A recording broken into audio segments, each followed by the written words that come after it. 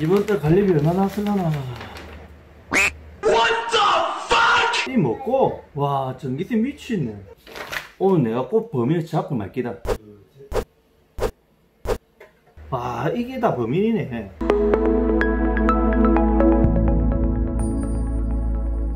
안녕하세요, 태그 홈입니다.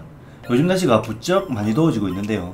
아직 5월밖에 안 됐는데 벌써부터 더워지면 올여름은 얼마나 더워질지 살짝 걱정이 듭니다. 특히 올해는 코로나19로 인해 가족끼리 어디 놀러도 가지 못하고 집에만 내내 있어서 그런지 여름이 더욱더 빨리 오는 것 같은데요.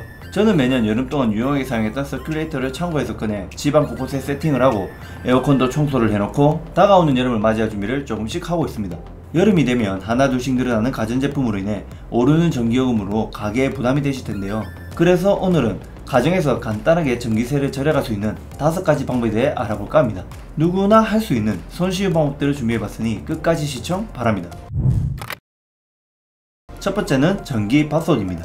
많은 분들이 전기밥솥으로 밥을 짓고 보온으로 밥을 보관하고 계실 듯 한데요. 우리가 무심코 사용하는 이 보온 기능이 전기세를 엄청 먹는 하마입니다. 이 보온 기능으로 어느 정도 전기세가 나오냐면 저희 집 12인용 밥솥을 보온으로 뒀을 때 대략 1.6W에서 84.8W까지 전력이 나오며 한 달 전기요금으로 계산을 해보면 예상 월간 전력이 약 16kW로 1구간 적용 시 약 1662원의 전기료가 나옵니다.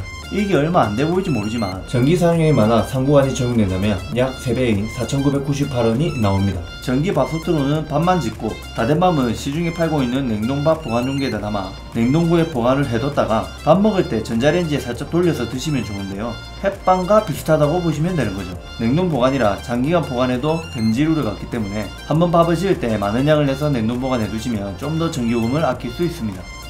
그리고 밥맛도 약간 꼬들꼬들한 것이 딱 제 스타일입니다. 두 번째는 1년 내내 사용하는 냉장고입니다. 특히 여름이 다가올수록 냉장고는 더욱 바빠지기 시작하는데요. 냉장고에 관련된 유명한 명언이 하나 있죠. 냉장고는 비우고 냉동고는 채워라. 냉장고에 물건을 많이 넣을수록 내부에 흐르는 냉기순환을 막기 때문에 가능한 물건을 비우는 게 좋다고 하는데요. 특히 온도 센서 주변은 더욱더 물건을 정리해 비워주시는 게 중요합니다. 온도 센서 주변에 물건이 많이 쌓여있으면 마찬가지 냉기순환이 원활하지 않아 실제 온도보다 높게 측정이 되어 에너지가 낭비되는 원인이 됩니다. 그리고 칸칸마다 알루미늄 호일을 깔아주시면 냉기순환에 도움이 되어 전기요금을 조금 더 아낄 수 있습니다.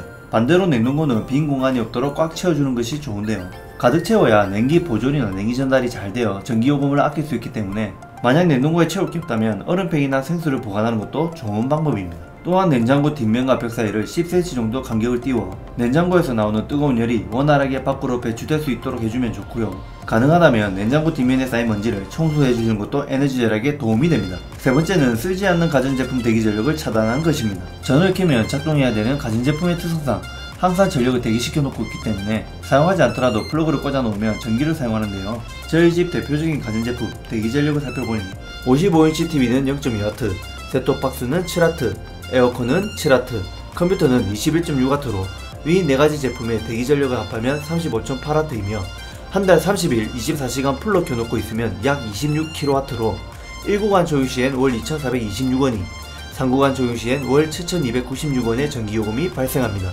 하지만 매번 플러그를 꽂고 빼는 일이 쉬운 일은 아니죠. 그래서 개별 스위치가 있는 멀티탭을 이용해 사용하지 않는 제품만 스위치를 눌러 꺼주면 좋은데요. 이것도 귀찮다 하시는 분들은 이런 스마트 플러그를 사용하는 것도 좋은 방법입니다. 어플을 이용해 스마트 플러그에 전원을 켜고 끌 수 있으며 예약 설정을 하면 내가 원하는 시간에 자동으로 전원을 켜고 끌 수도 있고 제품에 따라 차이는 있지만 실시간 전력 사용량 및 월 전기요금도 확인할 수 있습니다. 게다가 스마트 플러그에 연결된 제품의 대기 전력이 설정 대기 전력 이하로 내려가면 자동으로 전원을 끄는 기능도 있는데요. 저는 이 기능을 에어컨 끄기 전 소품 모드로 변경하고 1시간 후 꺼짐 예약을 눌러 에어컨 내부 물기를 말린 후 자동으로 꺼진 에어컨의 대기 전력을 차단하는 기능으로 아주 유용하게 사용하고 있습니다. 다만 스마트 플러그 구매 시 수용 가능한 전력 용량을 꼭 확인하시는 게 좋은데요. 에어컨같이 고전한 가전제품의 전력 용량이 낮은 스마트 플러그를 사용하게 되면 고장이나 화재가 발생할 수 있으니 주의가 필요합니다. 네 번째는 단열재를 사용하는 것입니다. 많은 분들이 뽁뽁이는 겨울에만 사용하는 거라고 생각하는 분들이 많은데요. 뽁뽁이는 사계절 내내 사용하시는 것이 좋습니다. 겨울에 뽁뽁이를 사용하는 이유가 외부의 차가운 공기는 막아주고 내부의 따뜻한 공기가 밖으로 새어나가는 걸 막아주기 위해서인데요. 마찬가지 여름에도 같은 원리라 생각하시면 됩니다. 창문에 뽁뽁이를 붙여주면 외부의 뜨거운 공기를 차단하고 내부의 시원한 공기가 밖으로 나가는 걸 막아주는데요. 이때 얇은 뽁뽁이보다는 두꺼운 뽁뽁이를 사용하는 게 조금 더 높은 단열 효과를 볼 수 있으며, 만약 집 조망 때문에 뽁뽁이가 끓여진다면 뿌리는 뽁뽁이도 있으니 참고하시면 좋을 것 같습니다. 마지막 5번째는 올바른 에어컨 사용법입니다. 이미 각종 매체를 통해 많이 알려졌지만 아직까지 잘 모르신 분들이 의외로 많이 계신데요. 여름 가정 중 가장 전기를 많이 사용하는 에어컨은 어떻게 사용에 따라 전기요금이 천차만별이기 때문에 무엇보다 올바른 사용법을 숙지하고 실천하는 게 중요합니다. 먼저 에어컨을 사용하기 전 2가지를 준비하셔야 하는데요. 제일 먼저 할 일은 실외기 확인입니다. 실외기는 통풍이 잘 되고 햇빛이 들지 않는 그늘진 곳에 위치를 시켜주시면 좋고요. 실외기 주변을 정리해 실외기에서 나오는 바람을 막지 않는 게 중요합니다. 만약 실외기가 외부에 있다면 차양막 같은 걸 설치해 햇빛에 바로 노출되지 않도록 해주고요. 실내에 있더라도 창문으로 인해 햇빛에 노출된다면 암막 뽁뽁이 등을 이용해 창문을 가려 햇빛을 막아주는 게 좋습니다. 그리고 실외기에 먼지가 쌓였다면 빗자루 등을 이용해 앞뒤로 쌓인 먼지를 제거해주는 것도 에너지 절약에 도움이 됩니다. 다음은 에어컨 청소입니다. 모든 에어컨에는 먼지를 걸러내기 위한 필터가 장착되어 있는데요. 필터의 위치는 스탠드 에어컨은 제품 뒤쪽에 있으며 간단하게 옆으로 당기시면 이렇게 분리가 가능하고요. 벽걸이 에어컨은 커버를 열면 바로 보이는 필터를 분리해 주시면 됩니다. 필터를 확인해 보시고 만약 필터에 먼지가 쌓여있다면 물로 깨끗이 세척을 해주시고 완전히 말린 다음 다시 원래 있던 곳에 장착을 하는데, 이 필터는 한 번만 청소하는 게 아니라 에어컨을 사용하는 동안은 자주 해주시는 게 좋습니다. 그리고 이왕 청소하는 거 에어컨 내부 청소도 같이 해주면 좋겠죠. 냉각핀에 먼지와 곰팡이가 있다면 에너지 절약에도 그리고 건강에도 좋지 않으니 꼭 청소하시길 권장드립니다. 여기까지 하셨다면 에어컨을 사용할 준비는 끝났고요. 이제는 에어컨 작동 시 전기를 조금 더 절약할 수 있는 방법을 말씀드릴 텐데요. 그 전에 먼저 알아야 할 것이 에어컨 작동 방식입니다. 에어컨 작동 방식은 정속형과 인버터 2가지로 나뉘는데, 정속형은 에어컨을 켜는 순간부터 에어컨을 끌 때까지 실외기가 계속해서 세게 돌아가는 방식이고요. 인버터는 처음은 정속형처럼 실외기가 세게 돌아가다가 실내 온도가 설정 온도에 가까워질수록 천천히 돌아가는 방식입니다. 그래프를 보시면 조금 더 이해하기 편하실 텐데요.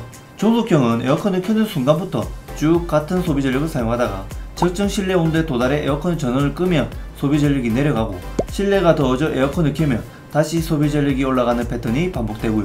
인버터는 에어컨을 켜는 순간 소비 전력이 쭉 올라갔다가 설정 온도에 가까워져서 소비 전력이 내려가고, 설정 온도에 도달하면 그 이후부터는 낮은 소비 전력으로 실외기가 계속 돌아가는 방식입니다. 이런 차이로 인해 효율적인 사용법 또한 다른데요. 정속형 에어컨은 처음부터 설정 온도를 가장 낮게 설정하고 바람 세기는 가장 센 모드로 작동을 시켜 내가 원하는 온도에 도달하면 에어컨을 끄는 게 가장 전기를 적게 먹는 방법이고, 인버터도 정속형과 마찬가지로 처음부터 설정 온도를 가장 낮게 설정하고 바람 세기는 가장 센 모드로 작동을 시키되 적정 온도에 도달하면 설정 온도를 희망 온도로 올려주시고 바람을 약하게 해서 계속 쭉 틀어놓는 게 가장 효율적인 사용 방법입니다. 즉 에어컨 사용 시 전기 요금은 실외기의 가동 시간에 따라 달라지기 때문에 처음부터 세게 돌려 실내 온도를 빠르게 낮춰 설정 온도에 도달한다면 그만큼 실외기 가동 시간이 짧아지기 때문에 에너지를 절약할 수 있는 것이죠. 이때 내만 보조기구인 서큘레이터와 같이 사용한다면 조금 더 빨리 실내 온도를 낮출 수 있는데요.